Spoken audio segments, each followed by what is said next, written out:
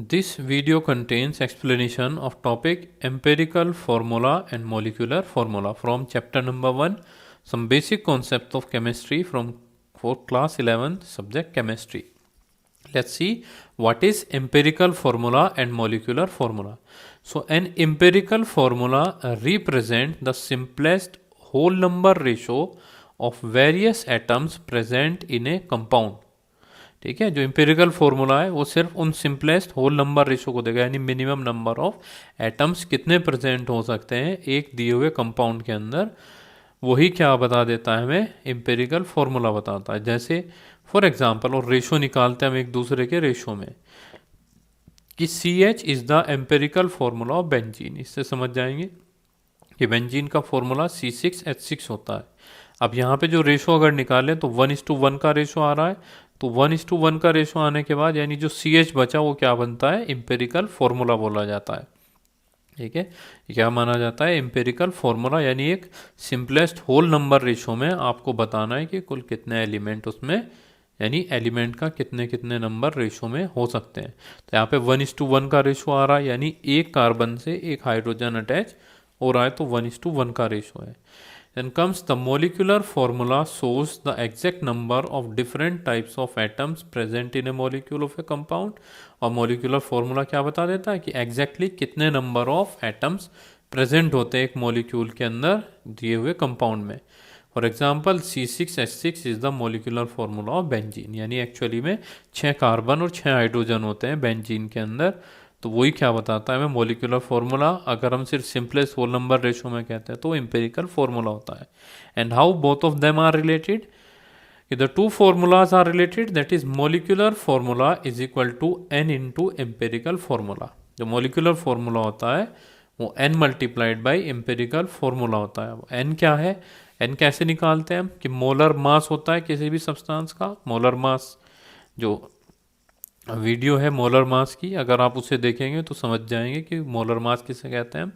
और empirical formula mass से उसे डिवाइड कर देते हैं। इम्पेरिकल फार्मूला मतलब कि जो इम्पेरिकल फार्मूला निकलता है हमारा, उसका मास कितना होगा, उसको उससे हम मोलर मास को डिवाइड करते हैं तो n निकल जाता है, और फिर उस n की हेल्प से हम मोलिकुलर फार्मूला निकाल लेते हैं। तो इसे और भी बेहतर आप ये एग्जाम्पल जो दे रखा है उससे समझेंगे आप। सी प्रॉब्लम 1.2, ये NCERT से ली हुई है क्वेश्चन। तो एक कंपाउंड कंटेन्स, एक कंपाउंड है उसमें 4.07% हाइड्रोजन है, 24.27% कार्बन एंड 71.65% क्लोरीन है। इट्स मोलर मास इज 98.96 ग्राम, और उसका जो मोलर मास है वो कितना है, 98.96 ग्राम है। And what are its empirical and molecular formula, कि उसका जो इम्पेरिकल और मोलिकुलर फॉर्मूला है वो क्या होगा। ठीक है, तो दोनों कैलकुलेट करने हैं। तो अगर आपको जो परसेंटेज दे रखी है, इसका मतलब परसेंटेज, मास परसेंटेज होती है, जितनी परसेंट उतने ही ग्राम्स वो प्रेजेंट है। तो हम कन्वर्ट कर लेते हैं मास परसेंट को ग्राम में, सबसे पहली स्टेप होती है इसको करने के लिए। अगर आपको परसेंटेज गिवन है तो आप उसे किस में कन्वर्ट करेंगे, ग्राम्स में बदल लेते हैं। So since we are having mass percent, क्योंकि मास परसेंट दे रखा है, it is convenient to use 100 gram of the compound. तो हम 100 ग्राम कंपाउंड यूज़ करते हैं, तो उससे क्या पता चलता है हमें कि जितना परसेंट है उसी हिसाब से ले लेते हैं। 4.07 ग्राम क्या हुआ यहाँ पे, हाइड्रोजन, 24.27 ग्राम कार्बन और 71.65 ग्राम क्लोरीन होता है। जितनी परसेंट, क्योंकि मास परसेंट है ये, उतने ही ग्राम उसमें अमाउंट होता है। तो अब मास आ गया हमारे पास। अब इस मास को हमें कन्वर्ट करना है नंबर ऑफ मोल्स के अंदर। ठीक है, कि जो भी मास है हमारा उसे हम किससे कन्वर्ट करेंगे, नंबर ऑफ मोल से। और बताया था कि गिवन मास को, भाई दिए हुए मास को, जितना मास है उसमें, उसके एटॉमिक नंबर से डिवाइड कर देते हैं। किससे डिवाइड कर रहे हैं, उसके एटॉमिक नंबर से।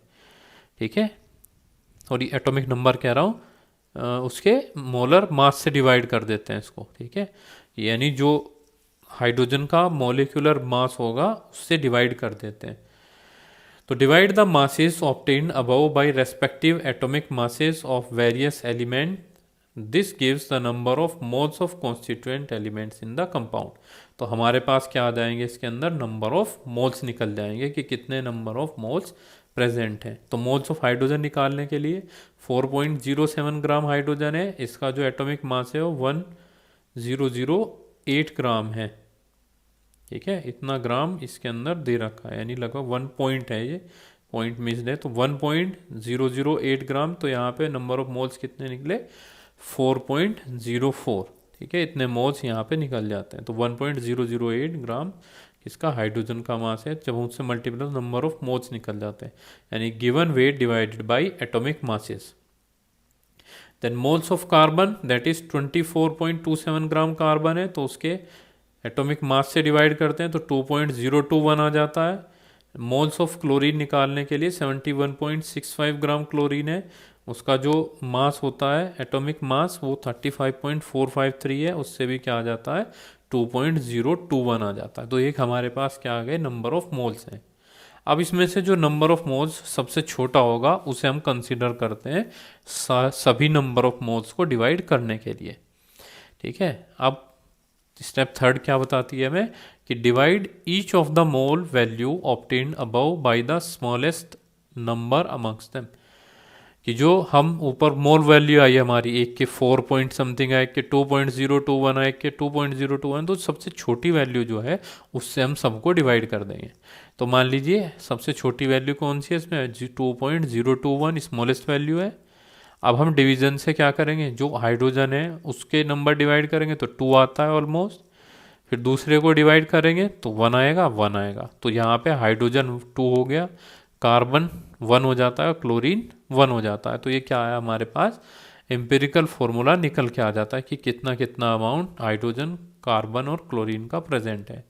सो in case the ratios are not whole number, कि अगर रेशो कभी कभी होल नंबर नहीं होते, then they may be converted into whole number by multiplying by a suitable coefficient।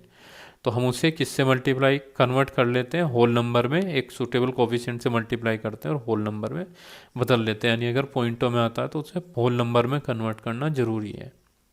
Then in step 4 write down the empirical formula by mentioning the number of after writing the symbol of respective element, कि जो हमने element लिया है अब हम उस symbol के अंदर उसके नंबर ऑफ एटम्स लिख दें। जैसे कार्बन का 1 था, हाइड्रोजन के 2 और क्लोरीन का 1 है, तो ये एम्पेरिकल फॉर्मूला आ जाता है।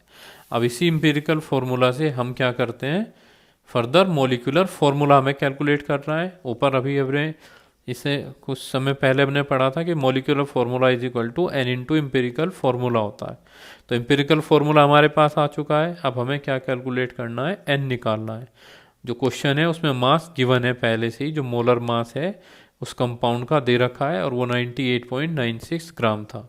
क्वेश्चन में अगर आप चेक करेंगे तो पता चल जाएगा आपको। तो यहाँ पे देखिए कि 4CH2Cl empirical formula mass calculate किया। कार्बन का मास 12.01, एक हाइड्रोजन का 1.008, तो 2 का कितना हुआ 2 इंटू 1.008, और यहाँ पे जो क्लोरीन है उसका मास ये है, जब उसको ऐड करते हैं तो 49.48 ग्राम एम्पिरिकल फॉर्मूला मास आ जाता है। अब हमें क्या निकालना है, एन की वैल्यू निकालनी है। Now divide molar mass by empirical formula mass, जो मोलर मास है उसे एम्पिरिकल फॉर्मूला मास से डिवाइड कर देते हैं। मोलर मास कितना दे रखा है क्वेश्चन में, 98.96 ग्राम। यहाँ से एम्पिरिकल फॉर्मूला मास निकला इतना, वैल्यू क्या आ जाती है 2। अब फॉर्मूला हमें पता है कि एम्पेरिकल जो मॉलिक्यूलर फॉर्मूला है वो क्या होगा, 2 इंटू एम्पेरिकल फॉर्मूला होता है। तो बस हम एम्पेरिकल फॉर्मूला में 2 की मल्टीप्लाई कर देंगे और हमारे पास क्या आ जाएगा निकल के, मॉलिक्यूलर फॉर्मूला आ जाता है। तो इस तरीके से हम जो परसेंटेज अगर गिवन होती है कंपाउंड क्वेश्चन के अंदर, तो उस परसेंटेज की हेल्प से हम उसके एम्पेरिकल फॉर्मूला को पता करते हैं पहले, और उसके बाद फिर मॉलिक्यूलर फॉर्मूला को पता कर लेते हैं।